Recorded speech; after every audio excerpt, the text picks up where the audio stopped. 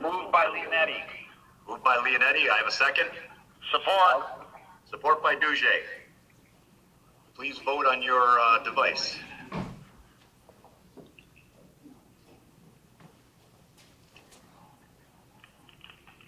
That vote passes unanimously. Thank you. This should be the interesting one. We have item number 5, public participation. If there are any members of the public, I think you're going to have to unmute or see Courtney to come up to the mic. So I will ask for any members of the public wishing to speak. Any members of the public? And you will have another chance if you've been trying, but the third and final time we'll close item number 5, public participation. Go to item number 6. Item number 6, correspondence from the executive's office. We will be dealing with that in item number 7. So we'll close 6 and go to item number 7.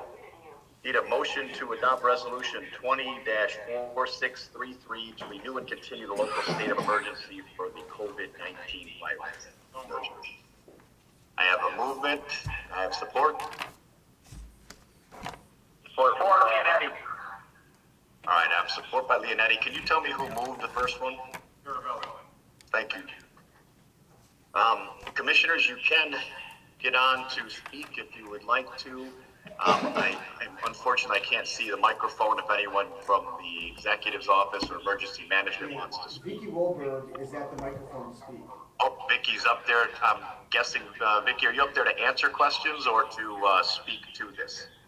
Because I'm guessing. Plan was to present as we normally do at Board of Commissioners meeting. It's our resolution. I was going to speak a little bit, explain what we asked for, which differs from the motion in the packet, and then take questions. Okay, go ahead. Just to let you know who else is in the room, I'm here. Brandon Lewis, Director of Emergency Management, is here. Chief Deputy Mark Delden, Deputy County Executive John Paul Ray, Corp Counsel Director John Shapka, as well as Steve Schmiegel, Director of Finance. What you have before you today is an extension of a current emergency declaration, which expires essentially tomorrow. Per state law, it is the item that we need to come back to the Board of Commissioners to seek permission to extend the emergency declaration. Due to the special circumstances of this particular emergency, we're asking for 90 days. I have to tell all of you, I think I've been doing this now for 28 years. We've never had a public health emergency to this extent. I've said it in meetings and when people talk about the different emergencies and threats that we face, this is really one of those worst case scenarios. And that is part of the reason why we are asking for 90 days. Probably the only other longest one that we asked for was during the sewer collapse. And at that time too, for that instance, because of the time and materials that we were waiting for repairs, was part of the reason we did that. In a public health emergency such as this with the pandemic that we have done extensive plans for, this is what we will start to see. You start to see the shutdown of businesses, the shutdown of services. Basically what will become impacted the most is the human element. You will start to have small numbers of people get ill. Those numbers will continue to increase, and then you will also start to see the deaths that result from this. Technically, it's not one of the worst when you start to look at the mortality rate, but because it is spread person to person, that is why there is such great concern. And what starts to happen to our society as a whole, that we need to react quickly, have the tools at hand, because this is not a short duration event.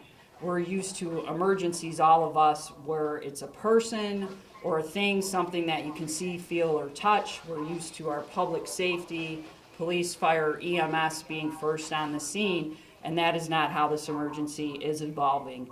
It's a virus, can't see it, can't actually touch it, and really there are a lot of unknowns for when people become affected, and also then in how we respond. Part of the planning is to identify your vulnerable sources, which have been out there for those at risk, those over 60, those with compromised immune systems or underlying health issues pose the greatest risk. Majority of the community more than likely will be affected by the virus at some point, and their varying degrees of illness will vary from mild to maybe a severe case of the flu. That's part of the education component that goes along with this. Because of trying to slow the spread, again, we're not looking at necessarily stopping it, because it's just going to continue. With these pandemics, you have curves, you have ups and downs. While we're seeing a few months now, and then you may see a downturn, this could come back in the fall, it could come back sometime next year. I may get it this year, someone else may not get it for another year or 2 years. So this is what we're looking at over that long term, and the decisions we make that affect that, again, all the way through all the different areas of our society. So that's why it's a 90 days. We know it's unusual from that perspective. I just want to tell you, aside from our local declarations, obviously the national government, the president really declared, as did the governor. You're seeing a lot of top-down decisions being made, which is technically not surprising because, again, this is affecting the whole nation, which, again, makes this very grave because that's where the resources become extremely stretched thin. In addition to then the county declaring, we also asked our local jurisdictions to declare. As you know, there's 23 jurisdictions in the county that we are the emergency management coordinator for and responsible for. To date, we have 17 jurisdictions out of 23 that have actually put the first round of declarations in place for the normal 7 days as allowed under the law. Clinton Township has also declared. They are not part of our program, but they have declared. We also have a handful of jurisdictions that have either done an extension, like we are requesting today, or in the process of doing an extension. So we have a handful of those that already have an extension in place, and some of those for 90 days as well. We expect within the next few days that all 23 of our 23 jurisdictions will have a declaration in place, being in lockstep with us. I know there were some questions regarding the declaration and the process, so I'd like to address those. There was a question about mutual aid agreements. We do have mutual aid agreements. We've had the two largest ones that we have as a county, I think were even approved before County Executive Hackle. So those were approved by the board. They still stand today.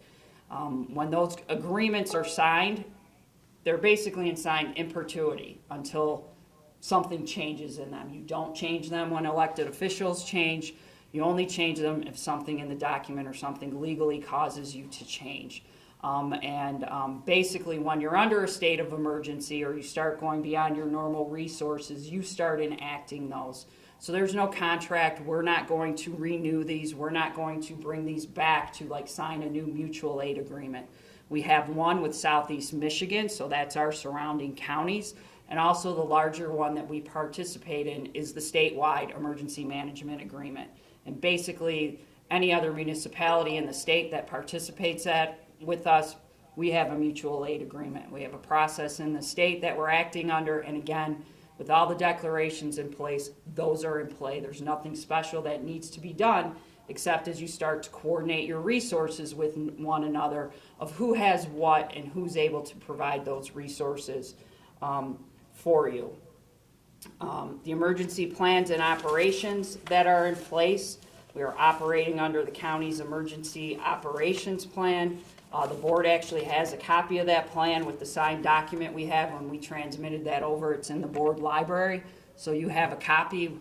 I have a thumb drive to give you with that copy on it, as well as the two mutual aid agreements, which again are already on file as they came through the board before. Going to the next question about the plans, a copy of the transmittal. We can do that through an email of the local declaration. You have a copy of the declaration that was placed. We did do it by email. We also have a statewide system that everyone uses that certain people have access to, where a majority of our information goes into. So if you need that documentation in the future, it can be given to you. There's a question about the emergency declaration and reimbursement of expenses from available federal funds. Again, normally this process is a bottom-up process where we become overwhelmed, we do our local declarations, we appeal to the state. If necessary, the state does a declaration, and if they become overwhelmed, they go to the president. Again, the president initially did the first declaration, so in many ways, the federal funding sources were opened up. However, to ensure the process of the federal funds or any other federal funding that we can get through the state of Michigan, we need to have a declaration in place. So that is one of the reasons, not the main reason, but one of the reasons that we enacted, and also the same thing for our local jurisdictions. We did not want anyone to miss out on that opportunity when we finally get direction for that. Again, it's done. We know Congress is putting a lot of different bills on the table. All of that really we won't know probably for months. Again, we've never had a national public health emergency, and there are a lot of things out there that we just won't know. But we've at least done everything we can as a local jurisdiction to ensure that when those funds become available, we are part of that process. And part of that process is continuing the declaration. We do not want the declaration to lapse. We want to make sure that we're lockstep with our local communities as well as the state, and then as well as the federal government to keep that moving forward. I'm not sure about the public affairs question and what that was referring to. I'm going to skip that for now.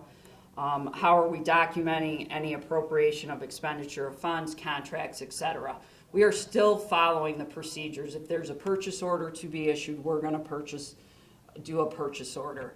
All that documentation is normal. We're trying to expedite that. We may actually place a verbal order, do the purchase order later, things like that, just because we need to get items moving. But all of that documentation is there. It's hard to collect it. What we've already done with finances, we've established ways to track that within the different departments. We're tracking that within payroll. So through the financial system, that information is available and will be start to compiled as people enter their payroll. I can tell you as of right now, essentially, there's not a lot of supplies, probably with the exception of the health department, that is expending items on a regular basis. Because again, right now, this isn't very highly resource oriented from a supplies commodity. It's really about the personnel, and going to get worse about the personnel because you're going to start having those personnel affected, and that is the scary part. So you are going to start to see staff that are not available, and yes, we're trying to keep county services available and other services available because we have to keep society going. This has an enormous economic impact to us. Again, we're looking at months to try to recover from this. So the more people we can keep working in a safe environment and doing their jobs, the better off we are. We're also better, if you don't think about it, for mental health. If you're able to come into work, sure, you can be out 1 or 2 days, but if you're talking in cases where if you're a person that's sick and you're looking at that 14 days and it's only 14 days, great. If not, it's going to be a longer duration. We already know the schools are closed for 4 weeks.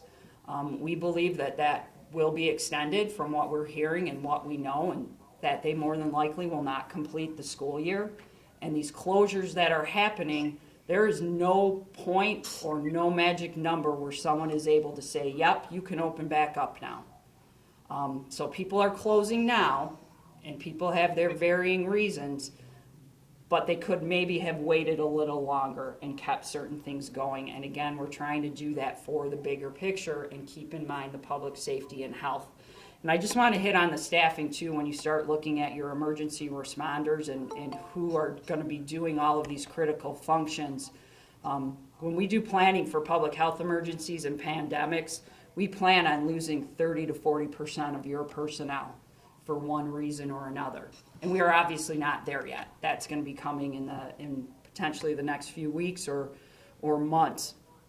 And that is really going to hurt us because in most of these public safety careers, as you know, they're specialized. So we can't go to another jurisdiction necessarily. We can't go to volunteers and say, I need you to cover the road for law enforcement. I need you to answer 911 calls in our dispatch centers. I need you to go pick up someone in that EMS rig or work in the hospital. So it's very critical on what we do with staffing and the plans that we have there and the information that we're asking for from county departments and local jurisdictions. As part of being the emergency management coordinator, we have to start coordinating with them. I can give you an example in dispatch. They've done a great job. They're led by Angela Elsey from Comtech. They've already met to come up with staffing plans. And they have a provision for when dispatch centers start to lose personnel, they will start to shrink their centers. And eventually the plan is there will basically be 2 locations where dispatch staff from all over the county is working at. Same process is going to have to be looked at for police, fire, EMS, healthcare workers. So please keep that in mind for the staffing issues. We have other programs, again, Meals on Wheels, highly important, not only for feeding our seniors, but they're that vulnerable population. We just can't stop that program. We need to make sure that we have people that are seeing them daily to make sure that they're not only getting meals, but that we know that they're okay. Because if they don't have anyone else in their lives watching them, we need to fulfill that role. You have systems now with funding, the unemployment, Community Actions Office, Michigan Works. They are getting calls, and their people are starting to work extraordinary amount of hours because they're trying to figure out the unemployment legislation that has come down. Again, it's great for the workers. It's good protections, but again, it has that trickle effect on our staff to provide those. So again, if we can have other staff that fill in there, we need to do that. We're going to have people operational. We talked about custodians. We're going to need people to ask to come in and help clean our buildings and our facilities because that staff is going to be affected. Who's going to do that? We have a whole healthcare piece. If we get beyond our surge capacity, which is likely, you will see other buildings used for hospital care. Again, that's a responsibility of the county and the community. We have plans in place. We have to start now looking at that and executing it. We know the types of patients that we can move there, but you're starting to look at where are we going to get beds, where are we going to get the healthcare workers, who is going to feed them, what do their personal hygiene, those types of facilities look like that we may have to move them into. So we need to gather as much of our resources as possible, coordinate it from an incident command system, chain of command, and looking at how we have that organized. And that is how we're operating. That's how we're trained to do that. So that is some of the highlights of what we're looking at and what we're continuing to do with this process. And again, I know the motion from the board is for 30 days, but really for all those reasons and more of what is going on there on a daily basis and in some cases a minute-by-minute basis, it changes everything and very quickly. And some of these issues that I spelled out for you, some are easy to solve, some may take a couple hours. Some of these we're going to have to work on for days or weeks till we change it. We actually said it's been a little quiet, and I hate to say it that way, but it's basically because we haven't had any of those top-down changes from the president or the governor in the last day or so. As we continue to see those, though, and those mandates come down, that may shift our plan to accommodate those mandates that we have to follow as well. So we have all of our resources at the table and are processing it through. We have tracking mechanisms in place. But as you can imagine, it's very difficult to be organized. Even when I was in Fraser, we use a lot of sticky notes. You just put a sticky note on a wall. By the time you get personnel in, you start having someone transcribe that. You start having systems put in place. We have quite a few good systems in place, some that we've been able to adapt that other people have used, some things we've learned from other emergencies. But to track some of the documentation and that is out there is very difficult to do when you're making decisions, scratching it on a piece of paper, talking to someone, and you have multiple people working on just a few of the large areas that I've touched on today. With that, I will take any questions. thank you, Vicki. Everything that you've said has been very informative. We're very happy to have you in the position that you're in. I do want to explain that, we started looking at the 90 days, and I agree, it may be 90, it may be 120, and unfortunately, we don't want to think about that right now. But at this point, it's 3 weeks out for the school, 2 weeks out for the bars, and we are the county, budgetary, body. So we will not let this lapse. We will certainly look at, continuing this in as long as you say it's needed. But at this point, we've already booked it on to the April 14th meeting, which will be 3 days before it even before it would lapse. Our idea is that we're not going anywhere as a board. What we're doing right now is unfortunately probably going to be the future of these online meetings. 9 of us are online. 3 people are in the boardroom. 1 person is ill from nothing to do with this virus, thank God. But we will be here for the meetings, and I can assure you that we will never let this lapse if it's needed. However, we thought being prudent board members that 30 days at a time, maybe next time it's 60, maybe next time it is 90, and maybe we have a little more unfortunate facts as to how far this is going to go. So I can assure you that it will never lapse as long as you say it's needed. But we will continue this, as long as we need to, and we will put you on every meeting that we need to. And we can call meetings at a moment's notice like this. So I just wanted to tell you the reason that changed from 90 to 30. There are a few speakers on here. Commissioner Brown, I'm hoping that this all works right, but go ahead, Commissioner Brown, if you hear me. Yes, sir. Thank you. Thank you. 2 questions. First, what is the major expenditure so far that you've spent? Did you have to spend any money for any equipment or supplies, any backlog of equipment? Nothing in any great amounts at this point in time, no. It's all personnel related. Any overtime been spent? Yes. In what areas? What areas? There's been overtime in the health department. You're going to have overtime in the emergency management office. You'll have overtime in planning office. Number of different offices that have been part of the response. I don't know how many other external type departments may have incurred any overtime at this point, just as part of their plans to shut down.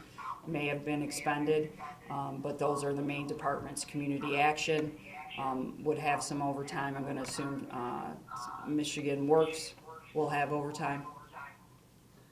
Are we saying that overtime based on the skeleton crews we have? Commissioner Brown, could you closer to the mic, please? Is that using all employees to their fullest capacity, or are we directing other employees to other duties to help them without? We've started to direct other employees. Again, we have to gather what employees are available. That's why we have questionnaires out to the county departments, and that's why it's so important for them to complete those questionnaires and send them to our central location through that email, so we can get an idea of who's actually working, who's trying to continue their services as best they can, and those that have other employees that can be reassigned. So we're not at that critical point yet. Health Department and Community Action, for example, have been able to pull their current pool of total employees and reassign them. So some of their other services within their department aren't being done or are slimmed down so that they could perform areas such as Meals on Wheels. I know there are a few personnel that from other departments that are helping out with Meals on Wheels right now, and we're starting to transition to see where we have gaps within the departments that are part of the response, and having to shift into these more support and recovery resources for the community, and that will only grow over time. Regarding Meals on Wheels, that first concerns went to that community there, the senior home. Commissioner Brown, are you on? No, I'm asking another question. You'd have to unmute something, Commissioner Brown. I could hear you the first time, but I can't hear you right now. So I don't know if you're done speaking or if you need to still continue to speak. One more question. Regarding the home. All right, I'm going to go to Commissioner Kleinfeld right now. Try talking into your. No. Commissioner Kleinfeld? Hello? This is. I got one more question regarding the senior services. What provisions are being made to service the homebound? Through the Meals on Wheels program? Yes. Yes, what we're continuing those services. They have not missed a beat. That's the plan to continue those deliveries. Yes, it is. It's going to become one of our top priorities, and we're going to have other plans for other homebound people who aren't even part of the Meals on Wheels program. But yes, we have food provisions in place. Community Action has coordinated plans for staffing and drivers. They've had to go to some different plans with schools shutting down. Some of those were their locations for serving meals, but we've made provisions to fill in that gap right now. Ernest Covey has done a great job. He's ordered food provisions for Meals on Wheels. He's also helping to support the school system that has all of our school children K through 12 to support as well. So we're partnering with the schools to keep them going. They're partnering with us to keep them going. All those resources are coming together and being utilized. The problem is going to be is as we go on for future weeks and months. Again, not only with the staffing issue, but also with the supply and delivery chain. But our intent now is to continue Meals on Wheels. Thank you, Mr. Chairman. Thank you. Commissioner Kleinfeld, if you're able, you're up next. I'll give you a second to try to unmute. Okay, we're going to go to Commissioner Leonetti, and we'll try to deal with your potential problems. Commissioner Leonetti, can you chime in? These are my kind of meetings.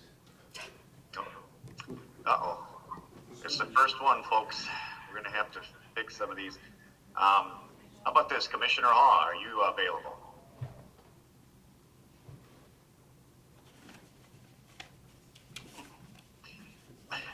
Well, while we attempt to fix these the remote call-ins, Commissioner Duge, I know you're in on site, so would you please, you're up. Commissioner Duque Commissioner is not Duque. on site.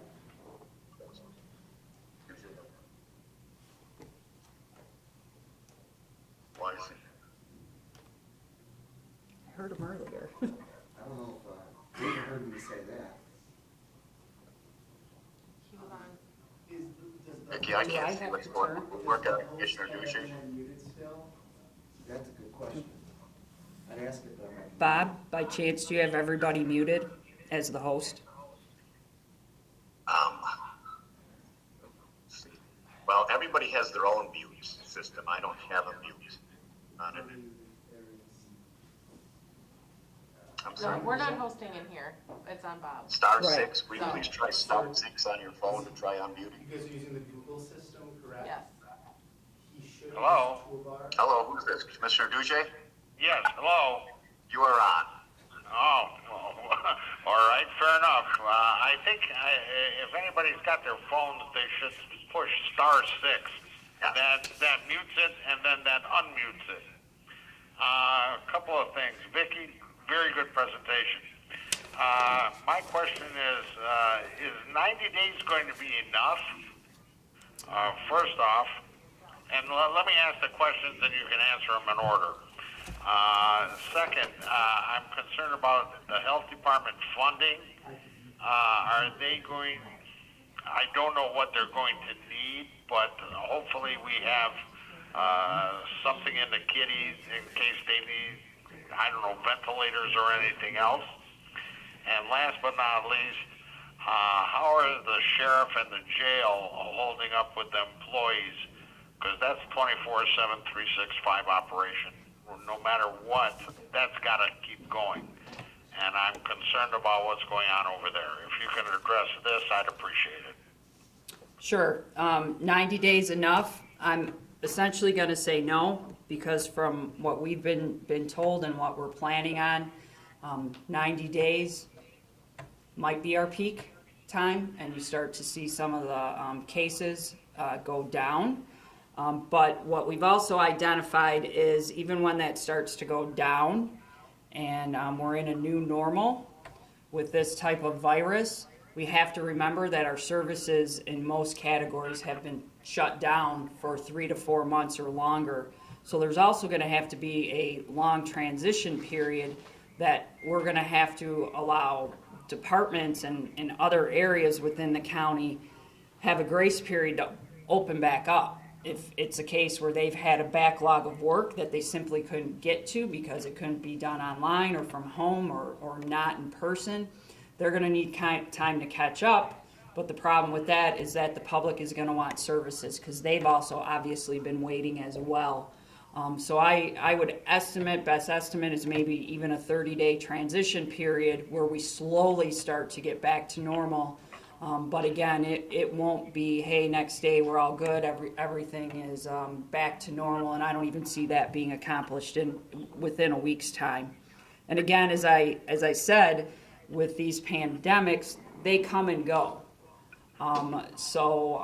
We haven't gotten so far out. Again, if we're going to see a spike in the fall, come back, and we won't know if our reaction will necessarily be the same.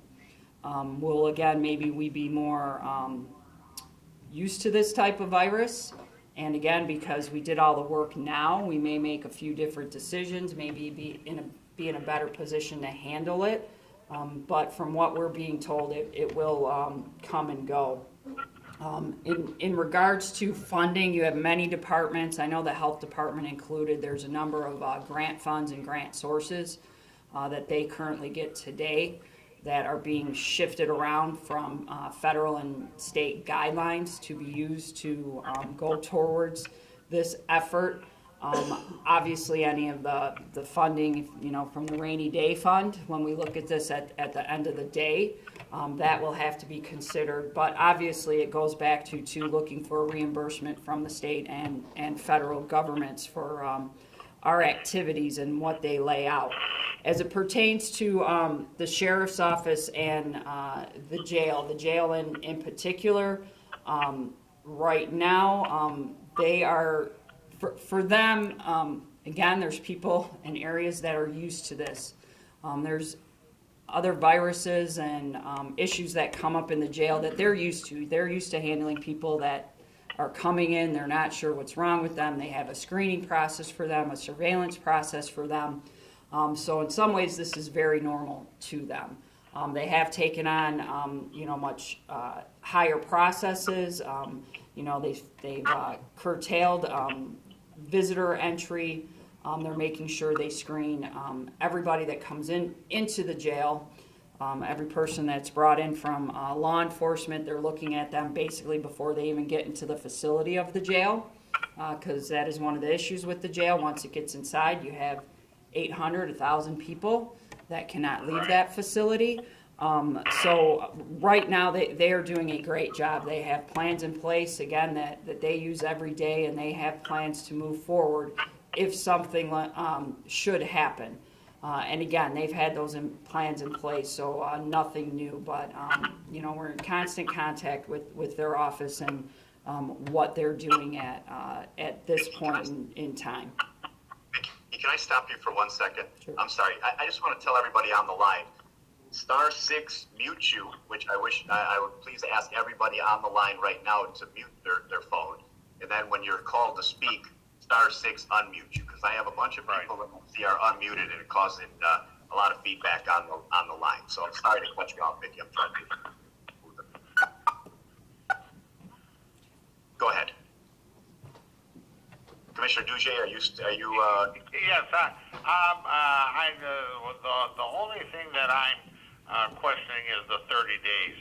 After everything's said and done, I don't think 30. It's convenient, but I think that we should be at least 90 days, if not more.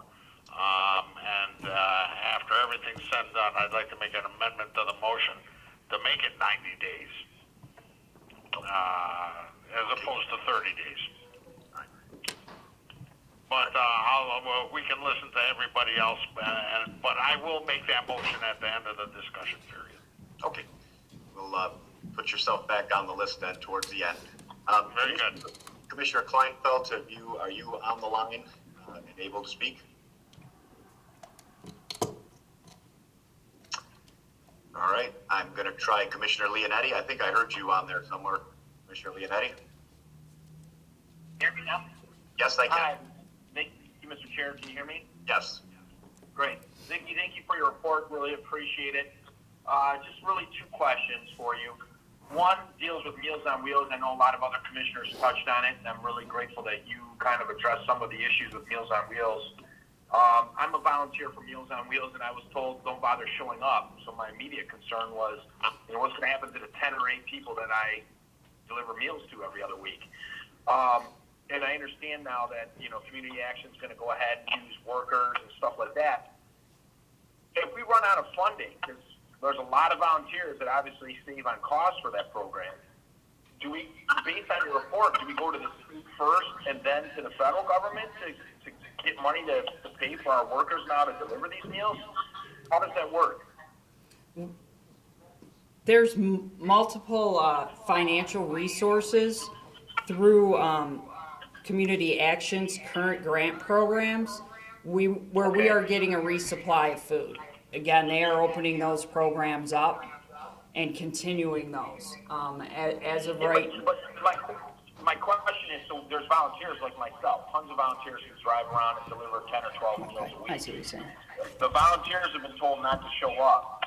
And who's going to deliver the meals? Sure. Workers? Sorry, I'll get to that right when we talk the staffing issues. One of the reasons why the decision was made to not use the volunteers was because many volunteers, one, are in that 60 or older category. So obviously they're vulnerable, and we recognize that. And we didn't want to keep them out in the community and put them at higher risk. The other issue is when they start canceling because of how the scheduling is done, and the scheduling takes time. As you know, as a volunteer, they have definite people that sign up that have definite routes and definite times. It became too hard for their staff to have the time to try to manage and fill in gaps in routes. So we made the decision as a group that it would be better to use paid personnel right now, because obviously they will be there as long as they don't have issues come up that they can't be there. But right now it's much easier to manage. What we have in place for utilizing, again, other staffing is looking at other county resources and county personnel.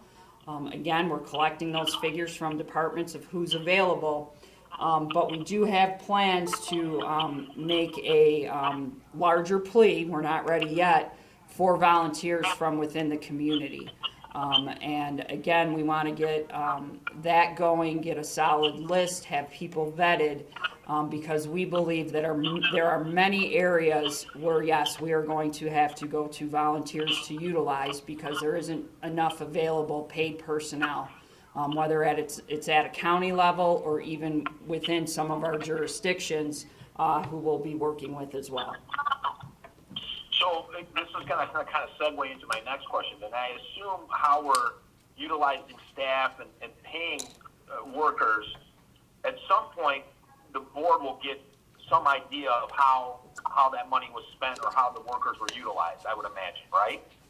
Correct, yes. Once people start entering payroll into the system within 2 weeks, we'll start to have numbers there that are designated at least to the COVID response is some of the categories that we're using. And yes, payments are being directly made out of different fund orgs and budget codes where it'll all be gathered into one. Obviously, it makes it very easy to track for ourselves, but also when we start to look at reimbursement from the state and fed. So that is a common practice for us in the county, and it's one thing we have down pat with finance and our departments in how to implement that. Okay, so then this will be my last question. So I know you have some concerns about only the 30 days or so before we come back and revisit this. The other part of this resolution talks about a weekly report given to us every Thursday at 5 p.m. So do you have any thoughts on that part of the resolution? Our request and the way the law is written is that we only need to come back here and ask the board to extend the resolution. Everything else that was placed in the resolution, we did not write the resolution. That was done through the board office.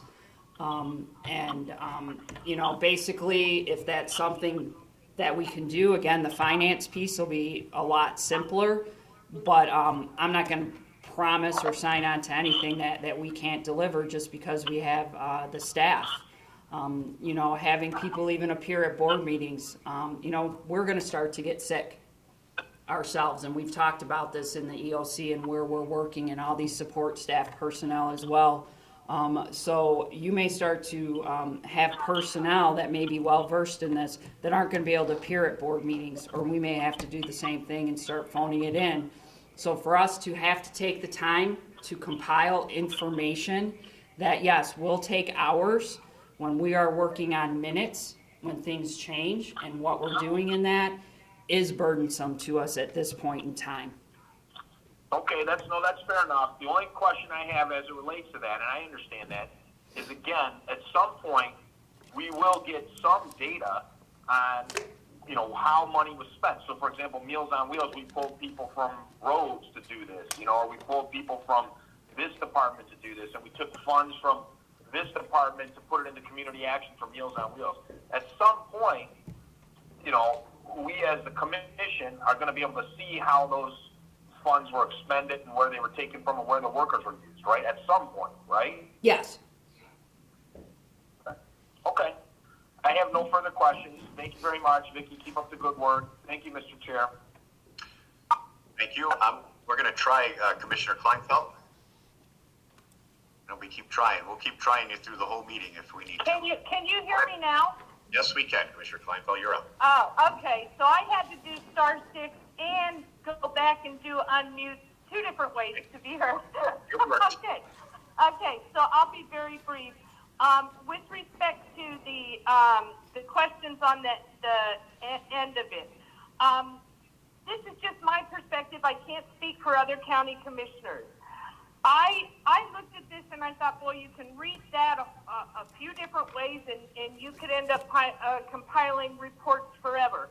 What I am thinking is, with respect to number one, any new and unforeseen agreements that may arise, not anything that's already in place. With respect to number 3, I view you as, like you said, having to, I view it as labor intensive just because of the discussions I've been having at the MAC level. So I didn't think you'd necessarily have anything to report early on. I was thinking as you may submit a report to like the state or federal government that you copy us in on it. I think, like I said, I can't speak for everybody else. I know I don't want you to get bogged down in having to create unnecessary and different reports than what you already have to create. And even number 2, I know that it may take a couple of months, even if this thing only lasted a month, some of these things to pull them together to get all the documentation from the different departments. So I just wanted you to know that from my perspective. The other 2 things is I am getting calls from seniors that are starting to panic on their ability to get basic supplies since the stores are empty. I don't have any answers for them, but I told them I would pass that information on to you. Not specific names, but just that there's a kind of a bit of a panic setting in some of the senior community. Kurt. And then the last thing is, Bob, I'm suspecting if there are any members of the public that they attempted to do the same thing with respect to their mute and unmute. That's all I have. Anyway, that's all I have. Thank you. Thank you, Commissioner Kleinfeld. I will say that I agree with you on things. We're on what you would mention about the questions at the end. We're not looking for you to create something you're not already creating. And I will say that I talked to the finance director, Schmiegel, right before the meeting, and he basically said that you are already dividing up expenses that are going to be attributed to this emergency, which it makes sense because, at some point we may be looking to get, reimbursement from the state or from the federal government. So please don't take this as we're trying to get you to do something you're not already doing, but maybe kind of letting us know the different things and efforts that you guys are doing. So that's the way I read it. I mean, it can be read a million different ways, but it is, all of this does come from the Emergency Management Act, that we're using through the state. So this isn't, these aren't questions that, just came up out of the blue. I'll just say it that way. Commissioner Hall, you are next. Chair, Oh, I'm sorry, go ahead. can I insert just to answer Commissioner Kleinfeld's? Oh, yes, sorry about that. Sorry. Just so you know, one, we do have a number, MCA is operational, so if you have constituents, the number we're using is 586-469-6999. They can call with any concerns that they have. But one of the plans that we are starting to look at is, yes, there's going to be a greater need for seniors and other people that are going to have problems getting out to the stores. They may not get a meal now, but they're going to be affected by the virus, and they're going to need some sort of assistance. So again, that's one of our plans that we have to look at, is how are we going to address that and get to those individuals and check on them routinely. So we're going to look plans with our local jurisdictions, as well as that becomes plans with some of our volunteers. We've even been contacted by our state director of the Southern Baptist Church. They've already been approved with their organizations on a national level. And that is one of the conversations they had with us, was about being able to get out and service some of these other people or individuals that are actually under quarantine, and make sure that they're getting food and supplies and things of that nature. Okay. Thank you, Vicki. Commissioner Hall. Am I on, Chairman? You are. Oh, thank Good you job. very much for that. Vicki, thank you very much for that in-depth report. I know this is a crisis time for you and the rest of the country. I was glad to hear Bob's explanation on the data that was clarified at the end of the resolution. So we're looking for you to supply us information on reports that you're currently generating, and not asking you to take on additional burden, that resources can be dedicated to dealing with the crisis. So thank you for that, Bob. The other part, Andre had talked about the 90 days. I listened to the explanation that we would still be around to be able to do these types of teleconferencing in the future. When we have the experts recommending a 90-day resolution, I think we have to listen to them. We've been listening to the president and the governor on all the attempts that they're trying to do. She did say these things stay in perpetuity until such time that they're no longer needed. I don't think any of us are sitting here saying there's going to be resolution to this in 30 days. That's not even comprehensible with what we're listening to on social media. So with Andre's motion, I would be happy to second that. All right. I will note that and know who's seconding it when they second it. Is that it, Commissioner Hall? One other question for Vicki. Is there anything we can do as a board that would help out in this crisis situation other than develop a money tree? Yes, and there's lots of things that can be done and that we're looking for that may seem simplistic, but I think I've outlined some key areas of everything that we're looking at and that we're trying to coordinate and consolidate. And part of that is, yes, you need to take care of yourselves, you need to take care of your staff. But there is information that we're sending out and coordinating that we need to do to be able to facilitate this.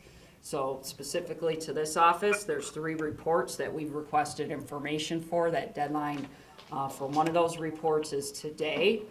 We have daily reports on attendance. That does matter to us, how many employees are in your office and how many are out due to something related to the COVID. We're not asking for the specific information, but we ask for sanitation supplies. And the more we can coordinate and have that information, again, the more it allows us to do not only daily planning, but weekly planning and plan out for months to come. So we really need that. I will say, we have a wealth of great employees, as all of you know. Again, this is unprecedented. It's probably been the hardest week I know I have, and my colleagues, trying not to get emotional, but this has been one of the most emotional events for many of us for so many reasons. And right now, a lot of it is just due to the time and effort that we are putting into it. But anything that you can do to support the employees, even minor thank yous, I can tell you go a long way. Commissioner Hall, I know you sent an email to the COVID email group. There's, 30 different people that are working on just this daily that see this, that went a long way. Those thank yous matter. Thank yous matter going out. I know there's issues for some people. Health Department, MCA, again, it's not our typical first responders. If you can do that in your communities as well. I know sometimes you do that, but again, these are extraordinary times, and those are the things that we can't forget. Just being there for one another and supportive. If you have questions, and I know there's a lot of them, we set up that COVID email. If you could use that as much as possible, not saying you can't call me or other people, but that really streamlines the process for us. We're putting updates out there. You should all be on the employee email list, getting the information from us. It's the best thing that we're using, and we're using that for everyone. All elected officials get that. Some of them are using that to communicate with us, because there's a lot of questions that come in, and again, if we get a question 12 times and only have to respond once, it's much easier than having to stop, pick up the phone, or answer individual questions. In the coming weeks and months, can all just be patient with one another. And if you can understand that all of us have everything in the best interest, media is a lot, and we need to get a lot of messages out there.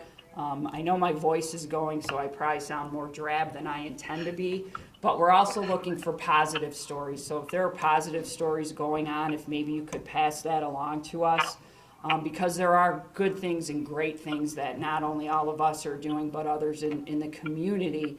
And again, we have to find ways to help them out. Part of our volunteer program is even going to be trying to partner with businesses. And again, if we are going to need to feed people, maybe we go to our businesses and try to keep them open and try to support them while they support us. Well, I just want to say in conclusion, Vicki, thank you and the entire staff for everything they're doing in an unprecedented environment. So God bless. That's all I have, Mr. Chairman. Thank you, Commissioner Hawk. I have Commissioner Sauger on deck. I got, see if I get this right.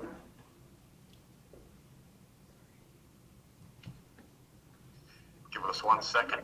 Okay, You mentioned we're in the process of getting extra beds, rooms in rooms in different hospitals, in case they're needed. in case they're needed at a future date. You You don't have any figures right now, but my question my would question would be, be, are we gonna be taking local people or our county and then worry about other counties? Or we're just gonna take anyone that's available that needs a room? And by the way, who's going to, what's the process we go to pay for these things? I know we gotta get them. We get them from the county, the state, or the federal government. Sure, there's multiple resources as it normally works within the hospital system, and you start to seen it or have heard it on the news. We look at their surge capacity. So some things they start to do within hospitals when they know this is coming, they start to cancel certain procedures. It's elective surgery, they're canceling that. They can't have that person in the hospital, can't have the staff, so they just cancel it if it's not an emergency.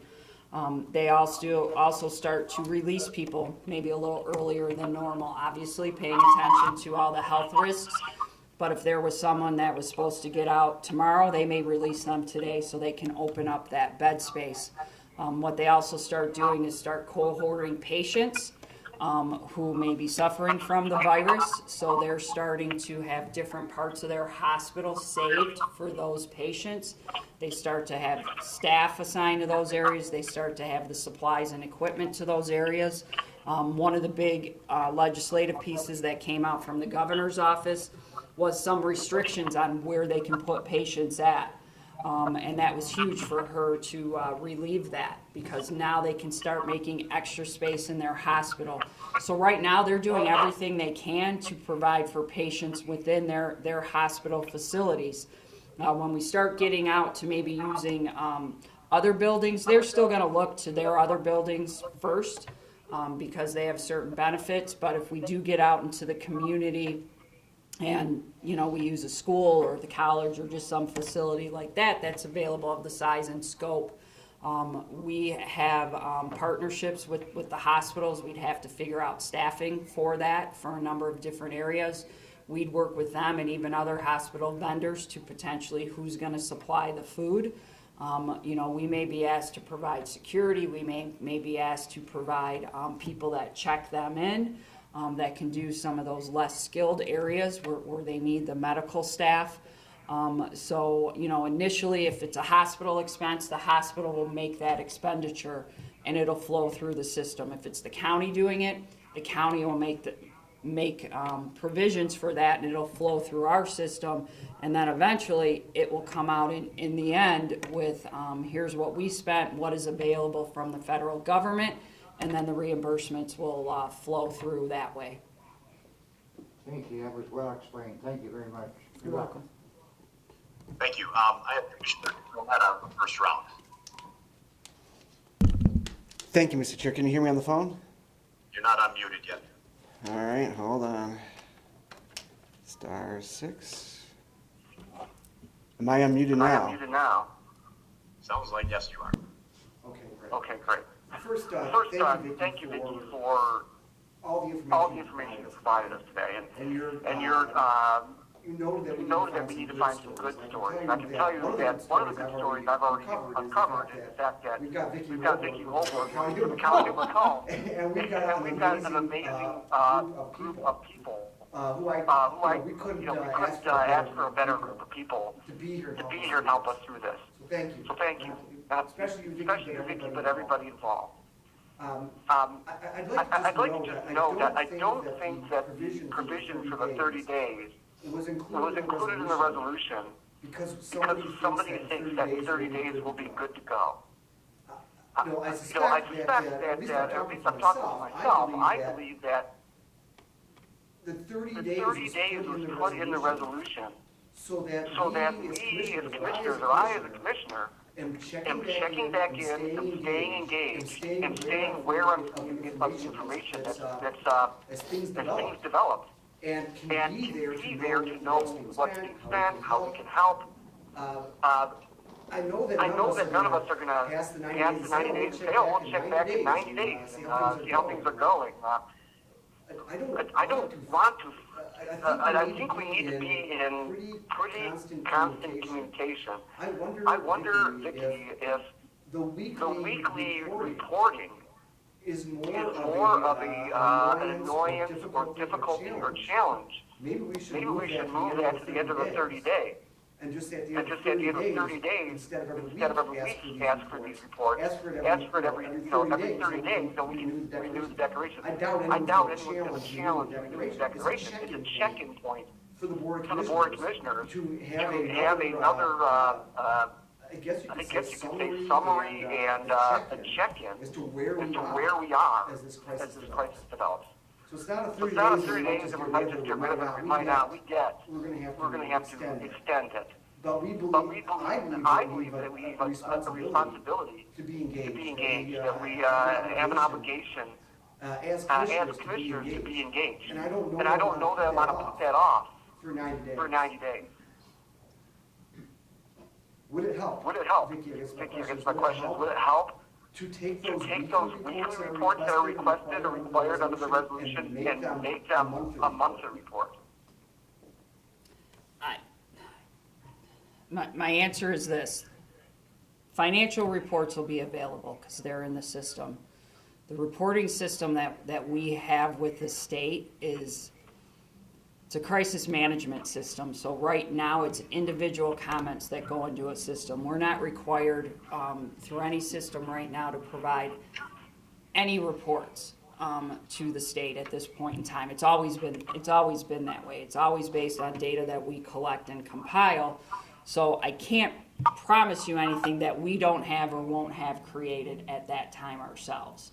And that is part of the biggest issue. I don't think, again, financial reports on that will be bad. Depending on the circumstances and an update in 30 days and myself coming or Brandon or JP or someone who's available at that time to come and give a report, obviously keeping in mind that while I know you have April 14th on there, if that's the date, that's going to be fluid for us. So day or two before or something happens that we may not be able to be there, and I get postings and Open Meetings Act and that, but that could be difficult for us at some time. So, if someone might have to call in or phone in or the information's not what you want, we can certainly be able for that. I just can't promise any reports that exist at this point in time with Vicky, what we somehow have. you got muted. I don't know how that happened, but I see you talking, but I can't hear you. Oh, there you are. I did, there I am, yeah. It went on for like 10 minutes. I like everything you said. Go ahead, Commissioner Gillette. Okay, so I guess I need to know the nature of reports being requested by the resolution. Mr. Chair, in the development of the resolution, are those reports in some capacity required by state law, based on our attorney's input? You know what, I think he is on the line. I wanted him to be part of this first meeting online, so if you're on the line, you want to answer that question, that would be great. Is Pete Webster, you on the line? If you are, *6. And I will say that these were recommended as part of what he reads out of the State Emergency Act as being something that the board asked for in this situation. So if you ever get off of mute, if you're even off, oh, hello. Yep, so I just unmuted, Mr. Chairman, and that these are just topics that are identified in the Emergency Management Act, and that's for the board's consideration of the type of information that is discussed under that Section 10, and that you could ask for to be updated as the Board of Commissioners. They're specifically identified in the statute. They're not specific reports that are prepared per se, but the information is described under the emergency powers of Section 10. Okay. Thank you, Pete. I'm sorry. Leon, for everyone not listening that doesn't know, Pete Webster is our board counsel. Okay, thank you. So, I appreciate the information, Pete. I wonder if it would be appropriate to make an amendment to this resolution to require this information at the conclusion of the 30-day period, as opposed to a weekly report provided.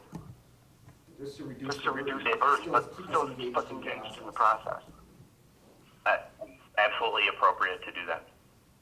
Okay, so at this point, I would like to say I'm going to make that motion, but I won't do it at the moment until others have a chance to speak as well. But I would like to make a motion that we get 30-day updates as we extend this, and that information provided at that time.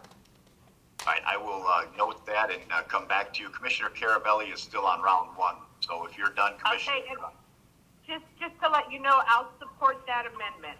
Okay. It's Veronica. Great, we've got that. So Commissioner Carabelli, are you on? Yes, sir. Can you hear me? I can. Can I make a suggestion? I'm not making a motion.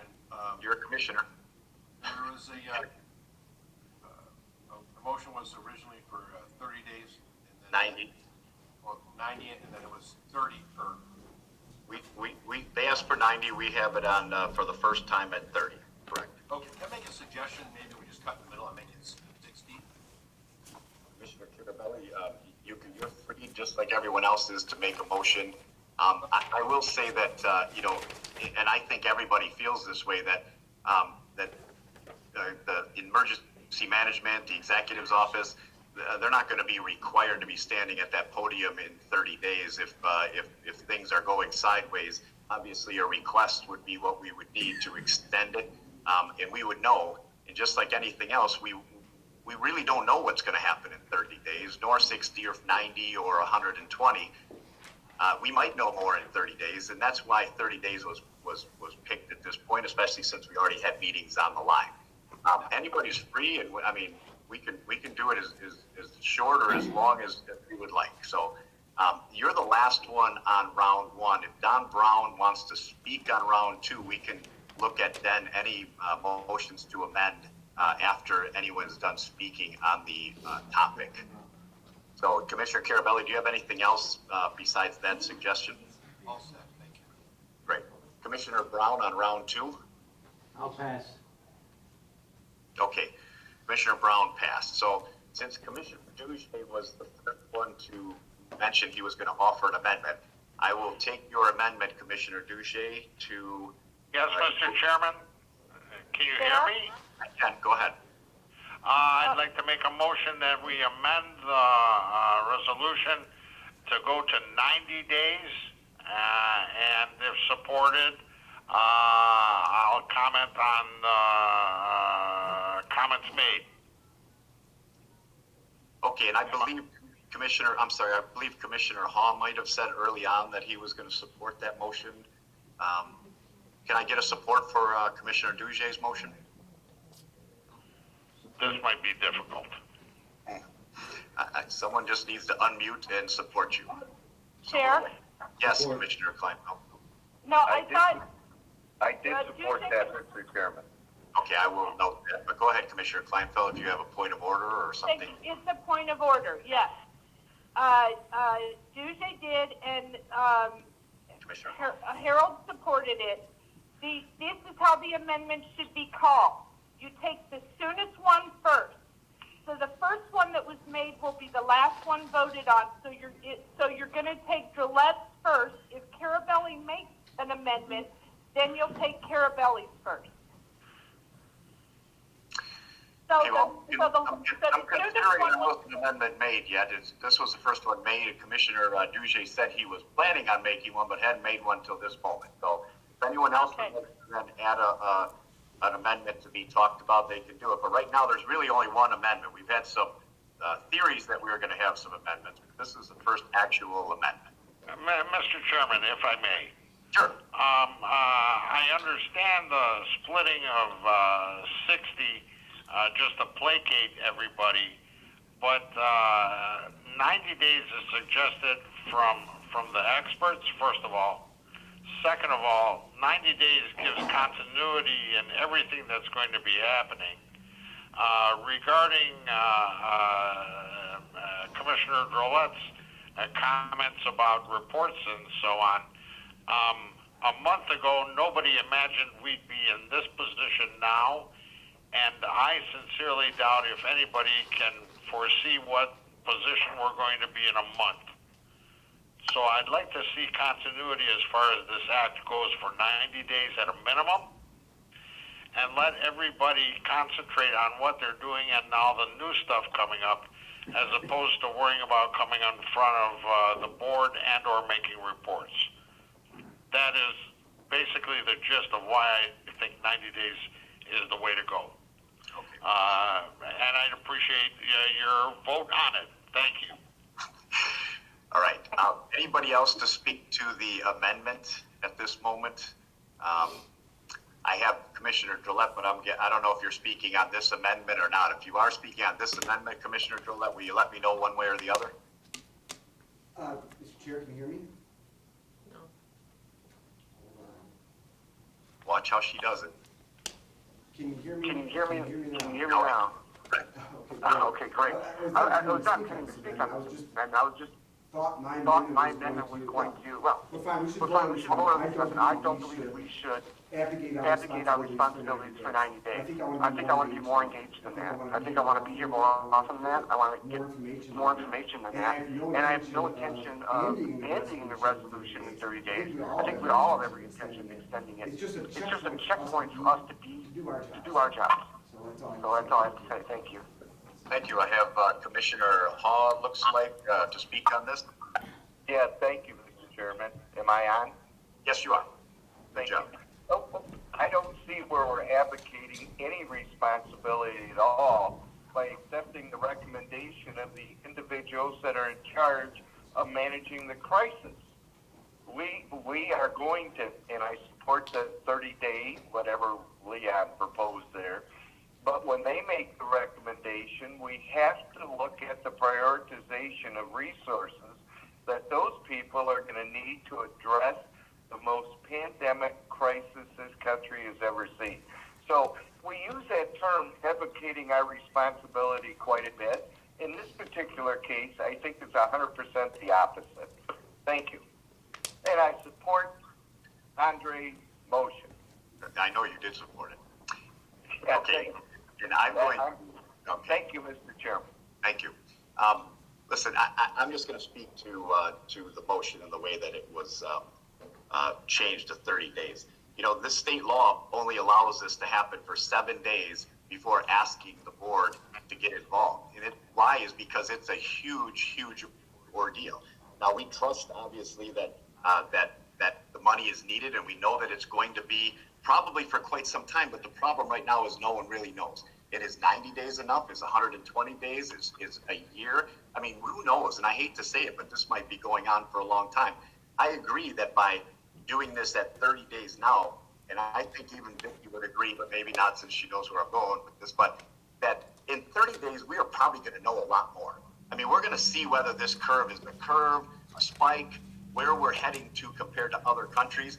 And then maybe the next time it comes back, 90 days might be more of a, hey, listen, we see exactly where we are compared to what's going on. We see that this has worked or it hasn't worked. Our social distancing, our programs that have been put in place, and all good programs. We certainly wouldn't ask them to stop what they're doing, because just making a call and saying we need it on there, and this is why we need another 90 days because of this. I don't have any problem. I think the first one at 30 days is appropriate to kind of get our bearing and see what's going on.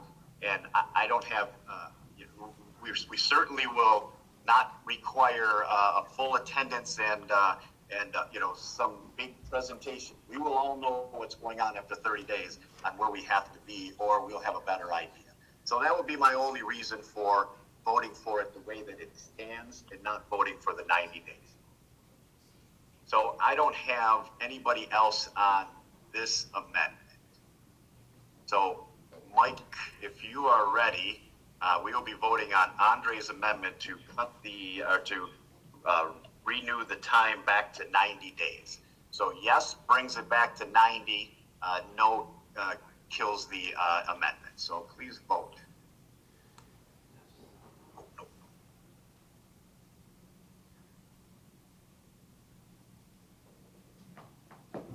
Just waiting on a couple more votes to come in. It looks like the motion fails 4-8 with Commissioners Kleinfeld, Myjack, Carabelli, Kraft, Lucido, Leonetti, Smith, and Drolet voting no. Okay. Now we have, do we have any other amendments for this? Hey, Mr. Chair? Yes. Yes, I would like to amend the resolution as written to strike the words by 5 p.m. each Thursday, and the words weekly.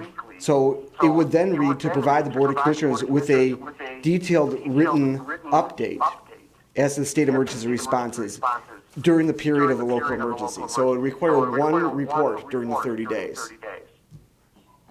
Do we have support for Commissioner Drolet's motion? I'll support it. Okay, who is that? Harold Hall. Okay, thank you, Harold. Do we have any, I have Commissioner Kleinfeld. I don't know if you were wishing to speak on this amendment. Commissioner Kleinfeld?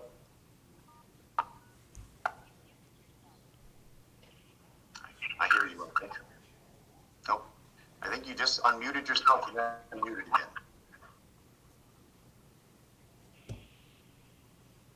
Commissioner Kleinfeld? Hello? Yes. Hello? Yeah, Yep. no, I didn't unmute. I got a phone call right at the moment that you called me. Okay, so, the word detailed report concerns me. There may not be a detailed report. I'd like them to have the latitude to give us a general synopsis if there is no detailed report to write. I would just like it to sort of stand as a report. I do support the 30-day thing, but I don't want them to get bogged down in what the word detailed means, because I know where this will go. Okay, I'm not sure if, how to quite explain detailed, and I would say detail would mean things that they know, that follow the answers to those questions, and not a 30-page document by any means, but I don't know exactly how to change that. So you're going to either have to provide some kind of some different language for it, or we're just going to have to hope that at the end of the day, at 30 days, we've got a report that answers all the questions that we need answering, and then we can deal with it again, maybe with different language. Yeah, I'm not going to try to complicate things by trying to change the nature of the amendment that's on the floor. Okay, thank you. If that's it, Commissioner Leonetti is next. Good? Yeah, can you hear me, Mr. Chairman? I can, thank you. Thank you very much. I kind of concur with Commissioner Kleinfeld. I don't want to burden Vicky or finance or anything like that with any kind of detailed report. I think just having them come back in 30 days and just give us an assessment like we kind of did this afternoon about what the situation is, as they indicated, hour by hour, minute by minute, that would satisfy me enough, without any kind of report. What does the statute say? I had a chance to look at the statute this morning. I mean, we can say something like just report as required by statute and leave it at that as an amendment.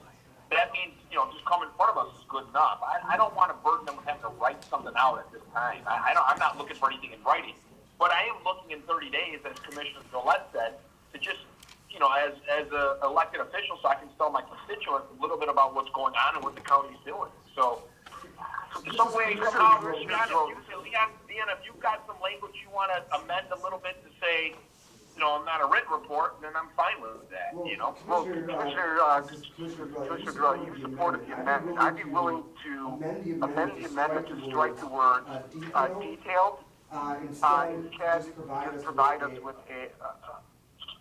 a report within the 30 days. If you accept that as a friendly amendment to my amendment. Would a verbal report be fine? Does anybody have a problem with that? I would say comprehensive report, and that can be delivered either verbally or in a written manner. I just don't want to burden them with that right now. I don't mind them. I think they should come back in 30 days. I do think they should come back in 30 days. I'm more concerned about seeing the money and stuff, and she said that's not going to happen for a while. So I'll think about it here. I know it's up for vote. So, let me think about it. But I'm fine with what you got. I don't want to burden them with some kind of super detailed 30-page report. No, we don't need a 30-page report, but we're eliminating full reports and asking for one in a month. I think we owe it to our constituents, at least that. Yeah, that's true. All right, I appreciate that. That's the discussion on my part. So thank you, Mr. Chair. Appreciate it. Thank you. I don't have any other speakers, so we're going to vote on Commissioner Drolette's amendment to lessen the reporting till at the end of the month period that the emergency action will be come due again for renewing. So please vote.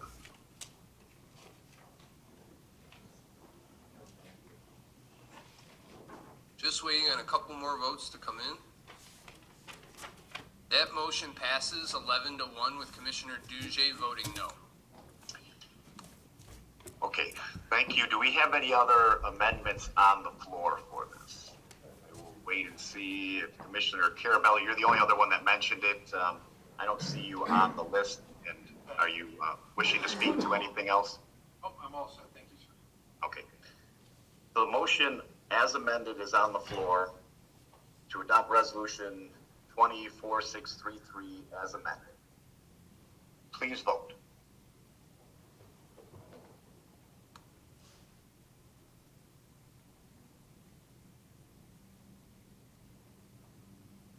That motion passes 11 to 1 with Commissioner Duje voting no. Thank you. Item 7B, discussion only, the Finance Department. Mr. Schmiegel, will you discuss possibility of refunding the OPEB bonds? Welcome. Good afternoon, Commissioners. Can everyone hear me okay? I don't want to speak too loud, but don't want to speak too softly either. I can hear you on the computer, so I think we're good. Okay, good enough. I have a bit of good news, I believe. As you know, there's been a severe disruption in the financial markets over the last 2 to 3 weeks. And while that's generally not good news for the economy, it has also resulted in a substantial reduction in interest rates, which has now provided the county with the opportunity to refund the retiree health care bonds that we issued in 2015. We have been working with a group called the PFM Group, which served as municipal finance advisors on the original issue. They have provided my office with an analysis about 2 weeks ago that indicated that with such a substantial reduction in interest rates, the county could save somewhere upwards of $400,000 a year in debt service payments on those bonds. As a matter of reference, the bonds that would be refunded are paying interest at anywhere from 3.9% to 4.4%, and we're looking at interest rates maybe roughly half that, given the market conditions at the time.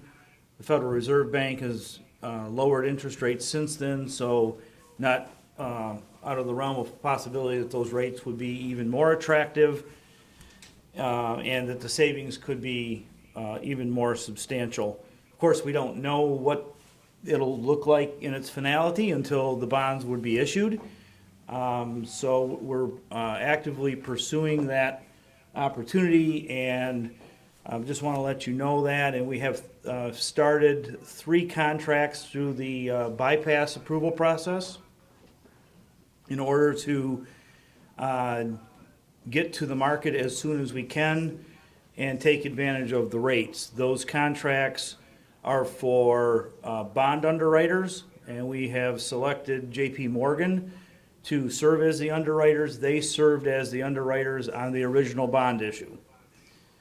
The other 2 are for municipal finance advisory services and bond counsel. The idea that we have is to keep the original team together, so to speak, because they're familiar with the transaction. So just wanted to bring that to the attention of all the commissioners and let you know, and Commissioner Chairman Smith is already aware that those 3 contracts are starting their way through the bypass process. So just wanted to bring that to your attention, and we can talk about it a little bit later at a different, full board meeting.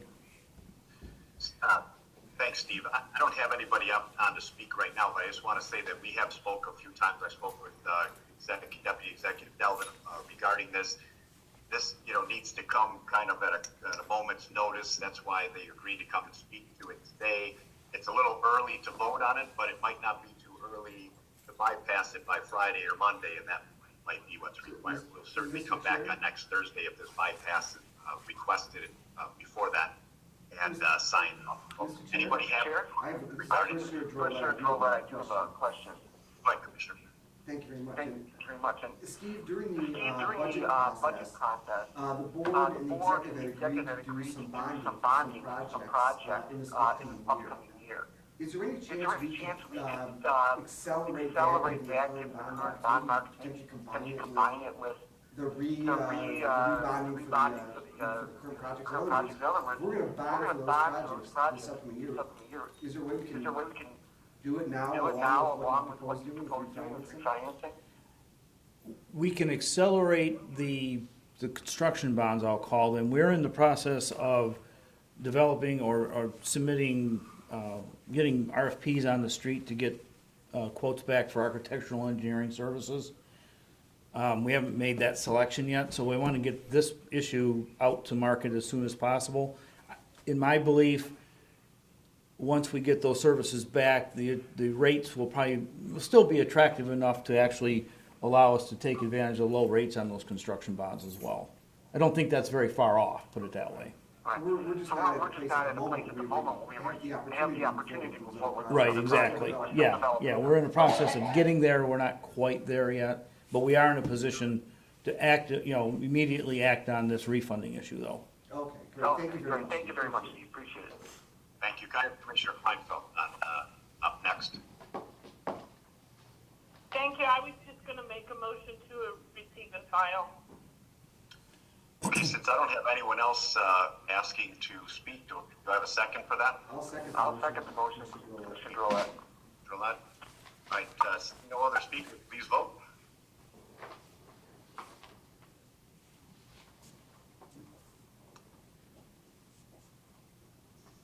That motion passes unanimously.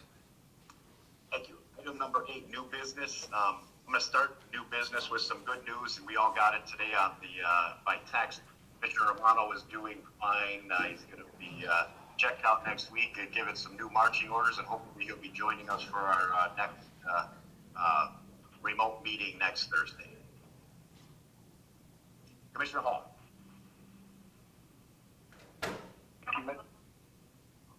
Thank you, Mr. Chairman. First of all, let me say thank you for the continuous updating on Joe. Always glad to hear good news, and I would like to thank Mike and Patty and whoever else was involved in putting this conference call together, the first of its kind. Having done this at the international level, I always know how challenging it is. So I just wanted to thank them and show my appreciation. That's all. Thank you. It seems to have, worked itself out pretty well for the first time. We didn't need any Commissioner Duge adjustments. Any new business? Any other new business? I think the tricky part is new business. Chair, I have one. I don't know. Okay, well, I'm going to go Commissioner Kleinfeld first. Okay, thank you, Chair. I just wanted to say, Vicki was referring to an email with regard to how to communicate at a time when I was getting a phone call in, so I sort of missed that. I was just wondering if Crystal could follow up with us to give us the information that I may have missed during that. Okay, yep. With how she prefers us to communicate with her. Yes, we have that email address, and also she gave some numbers for the MCA to direct our people to our which to also. So we'll have all of that. Okay, thanks. Everybody stay safe. Thank you. Commissioner Myjack, I have you.